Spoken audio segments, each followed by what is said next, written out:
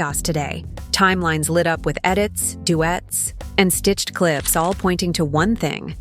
Whispers that Dave Chappelle may have roasted Officer Tatum so cleanly that even MAGA pages didn't know whether to clap or click away.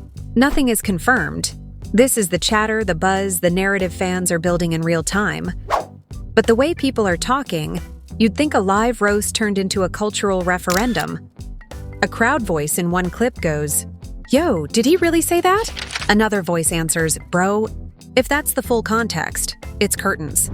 The storyline flooding feeds right now claims a punchline landed. Sharp, cold, surgical. And the reaction reels look like aftershocks. "This ain't politics, this is theater," a comment reads, while another insists, "Nah, this is payback for switching up." Again, these are claims and reactions, not verified facts. But in the court of public opinion, perception drives the plot. Supposedly, there's a moment where the room goes quiet, then erupts. A back and forth where pride, platform, and paycheck collide. One alleged exchange floating around. "So that's your stance today?" "My stance is truth." "Whose truth?" And the crowd groans. If these reports hold even a fraction, tonight's drama writes itself, and everyone wants front row seats. The story really took off the night someone clipped a tiny part of a comedy set and dropped it online with the caption, "Chappelle just ended Officer Tatum." Within hours, it became a wildfire.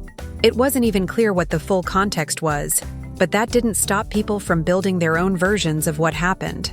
The rumor said that during a small set in New York, Dave went off script and started talking about influencers who switch sides every time the money changes hands. No names, no direct call-out. Just a sharp joke about how loyalty seems to have a price tag these days. But fans swore he looked straight into the camera when he said it. And that single look was all it took for the internet to fill in the blanks. Some people called it genius timing. Others said it was low-key revenge for an old interview where Tatum mocked comedians for playing both sides. What really fed the fire was the tone of the room. People who claimed to be there said the laughter wasn't the usual carefree Chappelle laughter. It was that nervous kind of laughter when you know he's hitting a nerve. By morning, blogs picked up the whispers. Screenshots of half-sentences, blurry videos, captions that said, "No chill left." Tatum's supporters called it fake news. Critics said it was poetic justice. The mood online was half circus, half courtroom. Every post turned into a thread of people debating whether comedy should still be allowed to sting this deep. One clip that spread the fastest showed a silhouette that might not even be Dave, pacing on stage saying, "Some people don't sell their soul, they rent it out monthly." And that line became the quote of the week. Comments flooded in, claiming it was aimed directly at Tatum. "He's talking about him, you can hear it," one viewer wrote. While another replied, "Nah, it's bigger than one man. It's about all the fake prophets on the internet." Still, Tatum's name stayed attached to every version. Response came not long after. A live stream popped up on Tatum's channel that night titled, "They Can't Cancel Truth." He looked tense, the kind of forced calm that makes you wonder what's brewing behind the smile. His tone was defensive but polite, saying he hadn't even seen the comedy clip and that people were trying to pit black men against each other. For a second, it almost sounded like an attempt at peace. Then someone in the comments asked, "So you're not denying he was talking about you?" And that's when the energy shifted. His smile tightened, his shoulders straightened, and he said, "People can joke all they want, but truth don't need approval." That single line became its own meme within hours. The more he talked, the more it felt like a performance under pressure. Viewers wrote that he looked like he was trying not to explode on camera. After the stream ended, the reaction was divided. Tatum's loyal fans defended him, saying he was standing tall while others tried to tear him down. But others weren't convinced. They started pulling up old clips, comparing his statements over the years, highlighting contradictions in his stories about policing, politics, even faith. The internet began treating him like a puzzle with missing pieces. Threads popped up showing him calling for police reform in one interview, then dismissing reform as anti-law in another. People started questioning what he truly believed. "Maybe it's not about belief," one post said. "Maybe it's just about what sells this week." That comment hit a nerve. Suddenly, it wasn't just about Chappelle versus Tatum. It became about how public figures shapeshift when cameras are on, how truth becomes a brand, and how quickly a crowd can turn from loyal to lethal. Interview 528 to 540As. The debate grew. Even people outside politics jumped in. Musicians, influencers, and comedians began hinting at it on their own pages. A popular podcast joked, "Dave just pulled a career intervention live on stage." A well-known activist wrote, "When your paycheck becomes your platform, you stop being free." No one named Tatum directly, but every message seemed to orbit around him. And the wild part? He kept engaging. He tweeted, then deleted, a message saying, "Funny how some people make a living mocking pain?" That only made things worse. Screenshots circulated with captions like, "This man's really subtweeting a comedian now." Each attempt to clarify added more fuel. At that point, the story had left the realm of truth and entered something bigger: perception. The pressure started showing. Friends close to Tatum reportedly told small blogs that he hadn't been sleeping, that the constant stream of backlash was messing with him. One insider allegedly said he felt betrayed by people he used to collaborate with, especially those who stayed silent instead of defending him. One of them, a fellow conservative influencer, posted a cryptic line saying, "Some battles you fight alone." Everyone assumed it was about him. The silence from his old allies hurt more than the memes. Even his family reportedly told him to log off, to stop feeding the fire. But he didn't. Every time his name trended, he jumped back online to set the record straight, only to spark a new round of chaos. That's when people started calling it the echo loop. Every statement brought backlash.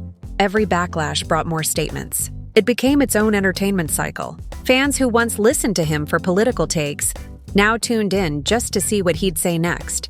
The same people who once defended his boldness began joking that he had turned into his own parody. He'd go live late at night, staring into the camera saying, "They want to see me fold, but I'm still standing."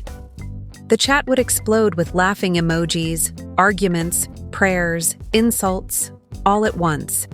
Somewhere between his pride and his fear of losing relevance, he had become the show. Meanwhile, Chappelle stayed silent. That silence hit harder than any punchline. Every day, people refreshed his socials waiting for a response. None came. Instead, the silence became its own statement, a kind of dignified indifference that fans found hilarious. Someone tweeted, "Chappelle said nothing and still won the argument." Memes multiplied. A viral edit mashed up Tatum's livestream with Chappelle's old stand-up clips, creating fake back and forths like a digital duel. One clip showed Tatum saying, "Truth don't need approval," followed by Chappelle's voice from a completely different show saying, "Yeah, but rents due, player." It was brutal and funny, and millions watched it. Interview 638-721, the line between fact and fiction disappeared completely. People who didn't even know who Tatum was before this week were suddenly calling him a symbol. Some called him brave for standing by his beliefs. Others called him a sellout who finally got caught. Talk shows started referencing the Tatum roast like it was an official event. One late-night host quipped, "When comedy meets politics, someone's ego always needs medical attention." Every joke cut deeper.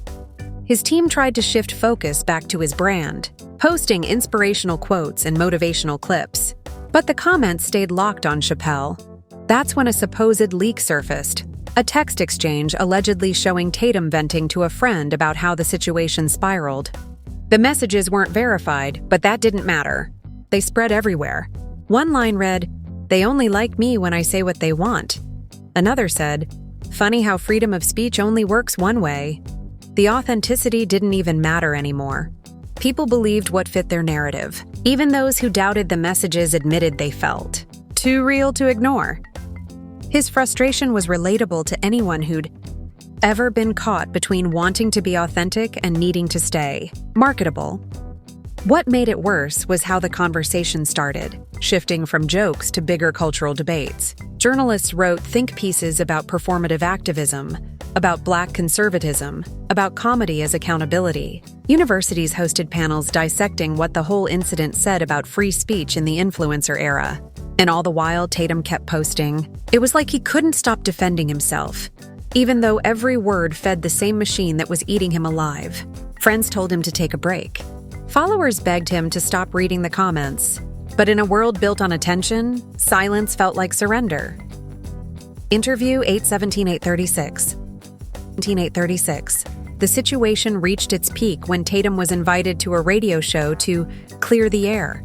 People tuned in expecting an apology or a moment of clarity, but instead, what they got was more confusion. The host asked if he'd ever talked to Chappelle directly, maybe hash things out. Tatum paused for a long second, then said, "I don't need comedy to tell me who I am." The room went quiet. The host replied softly, "Maybe you don't, but the internet does." That clip went viral instantly. It was painful and fascinating at the same time, like watching someone argue with a reflection that no longer recognized them. After that, the noise slowly began to fade, not because people moved on peacefully, but because new scandals arrived. The internet never stops moving. Tatum's name appeared less on trending lists, but the jokes lingered. People still used his clips for memes whenever hypocrisy came up. Meanwhile, Chappelle went on tour again, dropping new material with the same unapologetic tone. Fans who attended said he made a subtle nod to the whole situation, saying, "People love to call you out till they realize mirrors work both ways. No names, no targets, just a reminder that the world loves drama more than truth." By the time things settled, Tatum had rebuilt his page around truth seekers, a rebrand that focused on unity and resilience. Some fans returned, others didn't. But the lesson hung in the air. In the age of viral culture, perception is the new reality. One joke, one reaction, one moment of silence can reshape a career overnight. And maybe, in some twisted way, that's what Chappelle was trying to show all along. The fine line between authenticity and performance, and how everyone, no matter how loud, eventually faces their own punchline. The next wave hit without warning. It started with a short clip from a comedy podcast where two hosts joked that Chappelle's mystery target probably woke up checking his phone every 5 minutes. Someone stitched that line with an old Tatum clip and captioned it, "This aged like milk." It spread faster than any official update ever could. By lunchtime, timelines were filled with edits, fake call recordings, and mock debates. The public had turned the story into entertainment. And Tatum, whether he liked it or not, had become a character in it. People were making their own versions of what really happened that night. Some claimed Chappelle had texted Tatum afterward. Others swore they saw Tatum's people storm out of the venue. None of it was proven, but the appetite for chaos was too strong. The funniest part, if you could call it that, was that every rumor came with its own dramatic twist. One story said Tatum tried to confront Dave backstage but was stopped by security. Another said they met briefly and Dave told him, "You ain't mad? You're just embarrassed." No footage, no photos, just whispers wrapped in confidence. But the more people repeated them, the more they stuck. The internet doesn't need evidence. It needs rhythm, and this story had plenty. Hashtags like "Non-Tatum's Dave" and "Truth don't need approval" trended for days. Even parody accounts jumped in, pretending to be both men trading fake insults. Every tweet added another layer to the legend. Behind the scenes, Tatum's world was reportedly falling apart. One of his close friends supposedly leaked that brand deals were being reviewed. Sponsors didn't want controversy. They wanted engagement, but not this kind. One advertiser allegedly pulled out of a campaign after seeing his name trending for all the wrong reasons. Tatum's manager tried to spin it, saying they were pivoting to independent partnerships, but that didn't stop the headlines. Even his podcast co-host went quiet for a week, fueling more speculation that there was tension behind the scenes. Fans began to notice how the tone of his new videos had shifted. He used to laugh between takes. Now he spoke slower, every word weighed down by a need to sound certain. His new uploads came with titles like "They Want Me Gone" and "Why Truth Hurts Weak Men." The thumbnails showed him looking serious, hands clasped, eyes locked on the lens. In one video, he said, "They can joke, they can lie, but I'll still be here." It was supposed to sound strong, but the comment section told a different story. Viewers called him defensive. Others said he was addicted to the drama. One top comment read, "Bro, nobody's trying to cancel you. We're just tired of the act." Another said, "This feels like watching someone argue with a shadow." The tone had shifted from admiration to fatigue. Meanwhile, Chappelle remained untouched.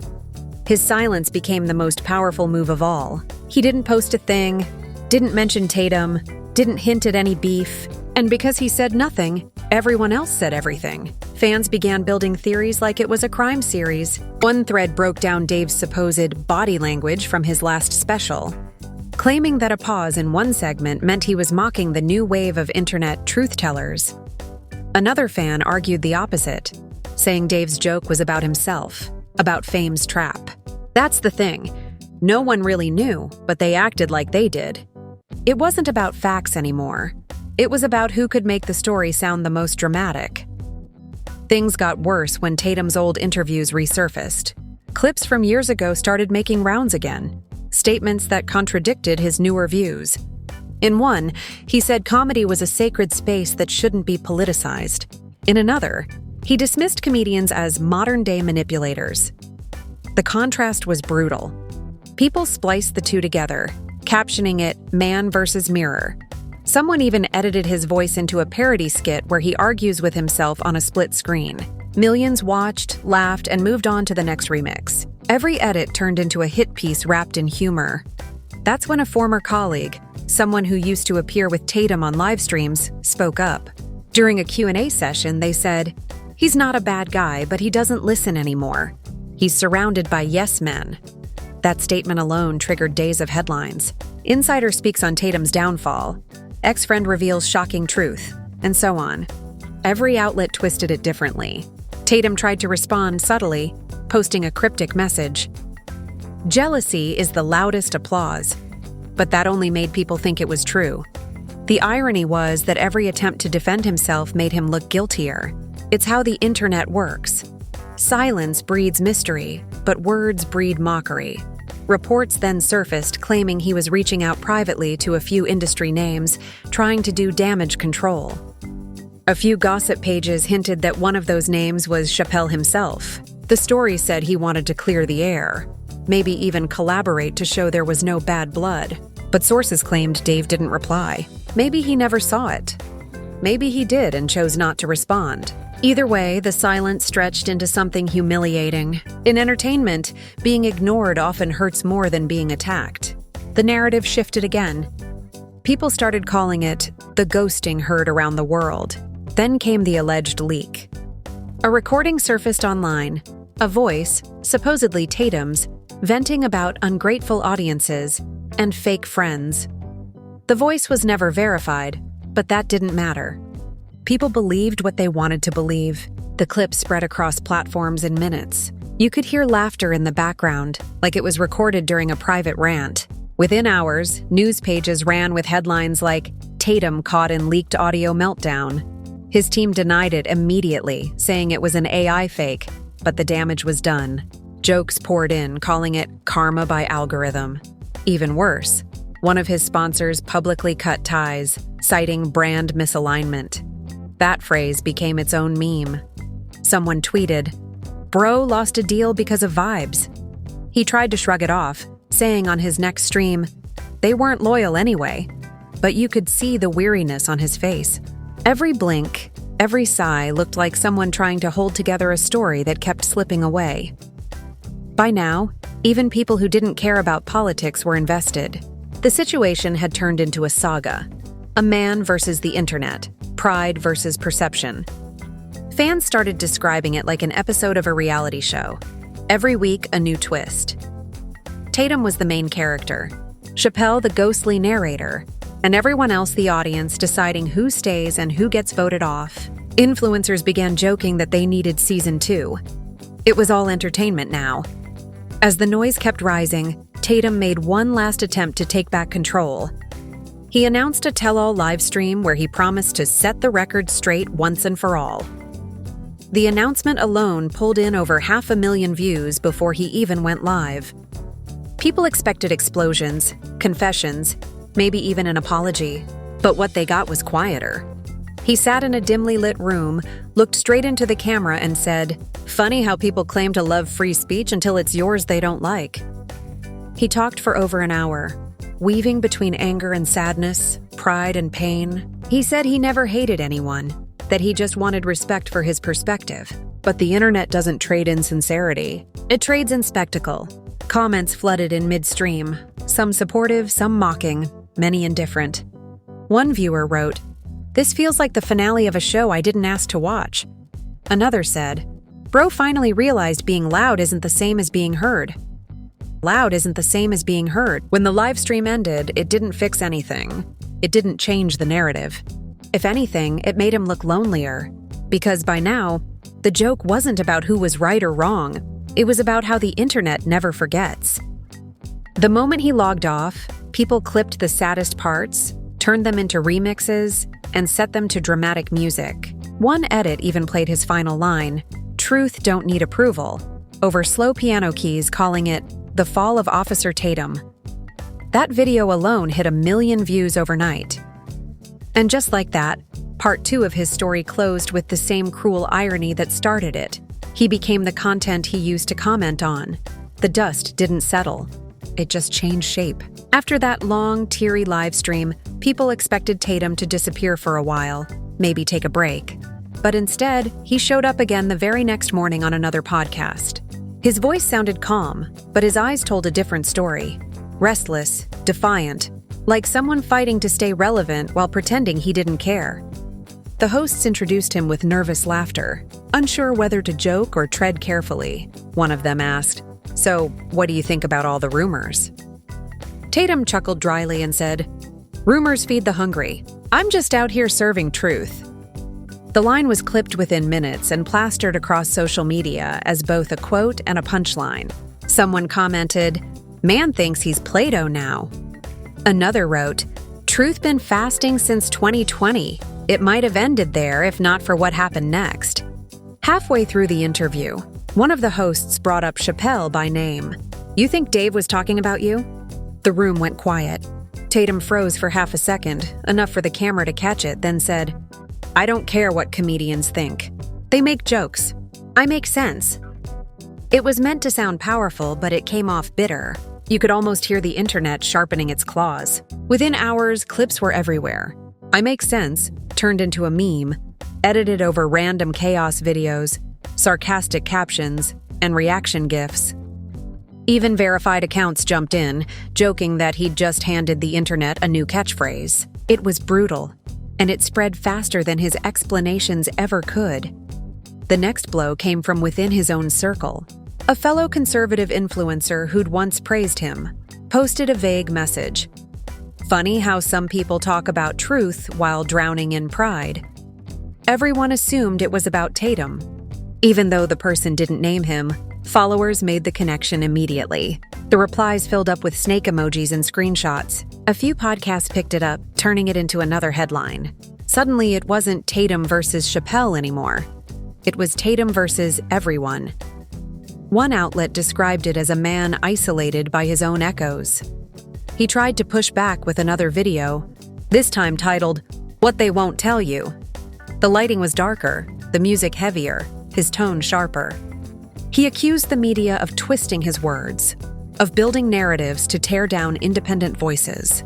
He said, "They loved me when I agreed, hated me when I thought for myself." His fans cheered in the comments, but critics saw desperation. They said he'd gone from confident to cornered. One commenter summed it up. "Every villain thinks he's the hero in his own documentary." As the weeks passed, his content changed. Gone were the cheerful intros and energetic debates. Now it was slow rants, more personal, almost confessional. He started talking about loyalty, betrayal, and how fame turns friends into mirrors that only reflect what you want to see. People couldn't tell if it was strategy or sincerity. He'd pause mid-sentence sometimes, close his eyes, and say, "You don't know pain till you watch your own people laugh while you burn." That clip in particular caught fire. Even those who didn't like him admitted it sounded raw, human, tragic in a way that made them uncomfortable.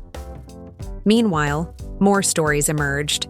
Tabloids claimed his relationship with his longtime co-host had fractured completely. Sources alleged there'd been a shouting match over creative control. Others said his management team was cutting hours and tightening contracts. One outlet quoted an insider who said, "He's pushing everyone away, but blames everyone else." Nobody knew what was true, but in the age of screenshots and fake leaks, the distinction didn't matter. The internet had built its own version of him, a man unraveling in real time. And then, as if fate was laughing, Chappelle returned to the stage in Los Angeles for a surprise show. Fans recorded everything, waiting for another mention, another indirect jab. Halfway through his set, he said, "People ask me if I worry about the internet ruining my career. Nah, I worry about the internet giving people careers they can't survive." The crowd exploded. It wasn't a direct call-out, but everyone took it as one. Within an hour, the clip hit 1 million views. "Career you can't survive" became the new headline. The timing couldn't have been worse for Tatum. He responded 2 days later with a post that simply said, "It's easy to joke when you're protected by fame." Fans thought he was trying to move on. But then he added a follow-up video that reignited everything. In it, he said, "If you're gonna talk about me, say my name. I'm not hiding." The internet obliged. They said his name, non-stop for a week straight. It wasn't the comeback he hoped for. Hashtags mocking him returned, old videos resurfaced, and even a few comedians began doing impressions of his rant. A late-night host mocked the whole ordeal, saying, "We're not watching cancel culture, we're watching a live-action identity crisis." The emotional toll was showing. Friends claimed he'd stopped answering calls. One of them told a gossip site that he'd become obsessed with proving people wrong. Scrolling endlessly, replying to trolls from burner accounts. Fans noticed it too. His eyes looked heavier in recent videos, his laughter forced. Some supporters begged him to take a break. Others encouraged him to keep fighting. Every suggestion turned into another argument online. He had become both the hero and the villain in his own story, trapped in a loop where every move fed the same machine that was breaking him. And yet, even through the chaos, he couldn't stop. He dropped another hour-long monologue about modern hypocrisy, blending comedy, anger, and something almost like confession. He said, "They say I switched sides. I say I switched mirrors. One side shows me lies, the other side shows me how ugly I've become." The line stunned people. It was the first time anyone had heard him sound uncertain. Comments flooded in saying, "That was real. He finally gets it. This is the first honest thing he's said in years." For a brief moment, it looked like redemption might be possible. But the internet doesn't do closure. That same clip was soon cut into memes, auto-tuned into songs, and used in reaction videos mocking his fake deep tone. What could have been healing turned into fresh fuel. Someone captioned it, "Bro's acting like he's in a Netflix documentary." Another wrote, "This man found humility and lost it in the same sentence." Even sympathy became content. Tatum couldn't win either way. The divide around him deepened. On one side were those who said he was being unfairly targeted, that he was a victim of cancel culture and performative outrage. On the other were those who insisted he'd built his fame on provoking people and was finally facing his own tactics. It wasn't even about the Chappelle joke anymore. It had evolved into a larger argument about race, fame, free speech, and hypocrisy. Talk shows debated it. Podcasts analyzed it, and social media used it as a template for every argument about accountability. His story had transcended him. It had become a symbol. As weeks turned into months, Tatum's following began to shrink. His once bustling comment sections became smaller, quieter. Even the trolls lost interest. The drama that had consumed everyone's attention slowly faded as newer controversies rose. Yet, a strange respect lingered among those who'd watched the whole thing unfold. Some said they missed the old him, the confident, sharp, funny version who didn't seem to care what people thought. Others said they finally saw the real man behind the act. Flawed, stubborn, desperate to be understood. One night, a small clip surfaced from a live event. Tatum was speaking to a modest crowd, far smaller than the ones he used to draw. Someone from the audience asked him if he regretted anything. He paused, smiled faintly, and said, "Only that I forgot who was watching." The room fell silent for a second before applause broke out. It wasn't loud or explosive, just steady, genuine. It was the first time in months that people weren't laughing at him. They were listening. For the first time, the noise quieted, but everyone knew the peace wouldn't last. The internet never forgets, and somewhere out there, a new clip was already being edited, ready to restart the storm. The calm that followed didn't last long. For a brief few weeks, Tatum's name stopped trending, and some thought maybe he had finally stepped away to find peace. But the internet has a strange way of reviving ghosts, and it only took one headline to pull him right back into the chaos. An entertainment blog posted an article titled, "Dave Chappelle Breaks Silence on the Tatum Saga," though the piece was mostly speculation. The only actual quote from Chappelle was him saying, "I don't fight people, I fight ideas." But that single line was enough. People twisted it, reposted it, and claimed it was a subtle jab aimed at Tatum. Once again, the cycle restarted. Within hours, Tatum's face reappeared across social media. Edits, commentary clips, and old sound bites flooded timelines like ghosts that refused to die. Podcasts picked it up. YouTube reactors called it round 2, and even casual users who'd forgotten about him jumped back in. Suddenly, everyone wanted to know what Tatum would say next. Would he stay silent this time, or would he clap back again? For a while, he didn't respond. Days passed without a post, which only made the rumors grow louder. One gossip site claimed he was working on a documentary response. Another said he'd been blacklisted from a few conservative events. An anonymous source even claimed he'd reached out privately to apologize to Chappelle, though no evidence ever surfaced. People debated it endlessly, spinning every theory possible. To them, silence wasn't peace. It was a prelude. And then, the video dropped. No fancy title, no thumbnail. Just a plain upload titled, "A Conversation That Never Happened." The opening shot showed Tatum sitting alone in a small studio, lights dim, the background stripped of any props. He looked older, quieter, almost detached. When he spoke, his voice was calm, measured, without the bravado that used to carry his every word. "They say I got humiliated," he began softly. "But maybe that's what I needed." He talked about how everything had spiraled, how one joke became a storm that changed his entire life. "It wasn't about who said what," he said. "It was about what I couldn't stop saying after." He admitted that chasing validation online had turned him into someone he barely recognized. "You start defending your image, not your beliefs," he said. "You wake up fighting strangers just to prove you're still standing."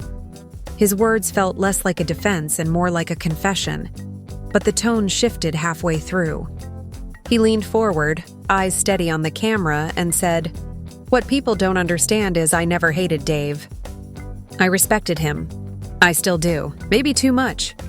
He laughed quietly after that, the kind of laugh that sounds half like relief, half like pain. Maybe he said what I couldn't admit, that I'd let the performance swallow the person. For a fleeting moment, it felt like he was finally owning it all. The video wasn't fiery or defensive. It was vulnerable. He talked about how fame turns everyone into mirrors reflecting each other's insecurities. He said, "You start seeing yourself through comments, through headlines, until you forget the sound of your own thoughts." He admitted that at one point, he was posting just to prove people wrong, not because he had something meaningful left to say. "I thought silence meant losing," he said. "Turns out, silence was the only truth I hadn't tried." As it played, reactions online shifted in real time. The same people who'd mocked him for months started to feel something closer to empathy. One tweet read, "This is the first time he's sounded human." Another said, "This feels like closure." For the first time, Tatum wasn't trending for controversy. He was trending for honesty. Clips from the video spread across platforms, but this time the tone was different. People weren't laughing. They were quoting him. Then, just when it seemed like he'd finally turned a corner, another twist hit. A snippet of the same video began circulating, edited out of context. In it, Tatum said, "You can't blame people for using you when you offered yourself for free." It was clearly part of a longer reflection about fame and exploitation, but the internet didn't care. They spun it into new drama, accusing him of taking a shot at his former allies. The cycle reignited once again, Rage, debate, reaction, spin. The same storm, a new disguise. Still, something was different this time. Tatum didn't respond. He didn't post clarifications or go live. He stayed quiet. Fans noticed and started commenting under old videos. Maybe he finally found peace.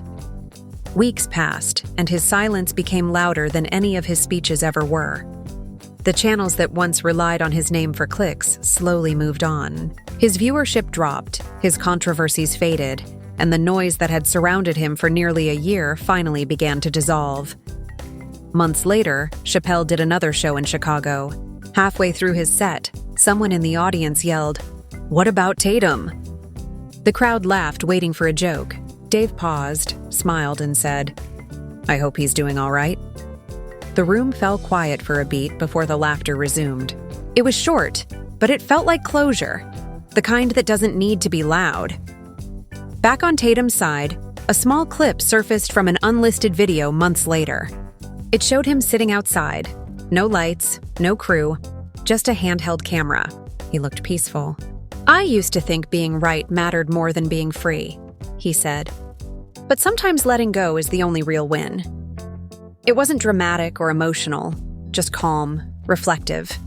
Fans found it days later and shared it quietly, without fanfare. It didn't trend, but maybe that was the point, because by then, the world had moved on. New scandals had taken over. New names had replaced his. And yet, in small corners of the internet, people still remembered. They'd post the quote, "Silence was the only truth I hadn't tried," as a reminder of what happens when fame turns into a fight with yourself. In the end, the so-called humiliation that started as a viral joke became something else entirely. A mirror held up to the cost of being constantly seen. Maybe Dave never meant to target him. Maybe he did. But either way, the story that began with laughter ended with something rarer. A lesson. Not about politics, not about sides, but about how quickly pride can turn a man into a headline. And somewhere out there, in a quiet room far from the cameras, Tatum's phone finally stopped buzzing. For the first time in a long while, he let it. And that's where it all leaves us. A story that began with a joke, spiraled into a storm, and ended in silence. Maybe that's the real message behind it all. Not who was right, not who was wrong, but what happens when fame becomes louder than truth. Because in the end, it wasn't just about Dave Chappelle or Officer Tatum. It was about how easily the internet turns people into stories and stories into battlegrounds. One joke, one reaction, and suddenly the world decides who you are. But what do you think? Was Chappelle calling him out? Or did the internet blow it out of proportion again? Did Tatum's downfall come from the media or from himself? We want to hear your thoughts, because this one has everyone divided. If you made it this far, you already know. This isn't just news. It's a reminder of how fast public opinion can shift and how fragile reputations really are in the spotlight. So don't forget to hit that like button.